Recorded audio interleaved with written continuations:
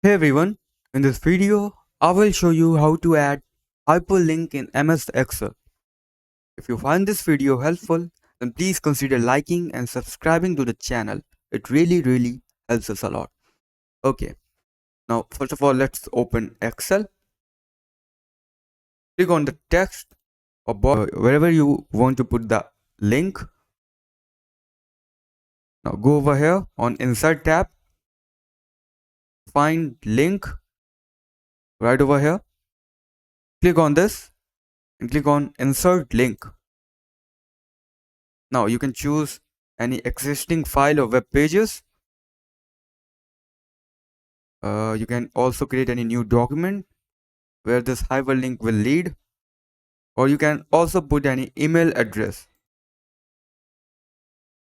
I'm going to select this folder and just click on OK. Now when you will link, it will lead to the folder you have selected. As you can see, in my case, I've selected Audacity. So that's it for the video. That's how you can add hyperlink in MS Excel. Thanks for watching.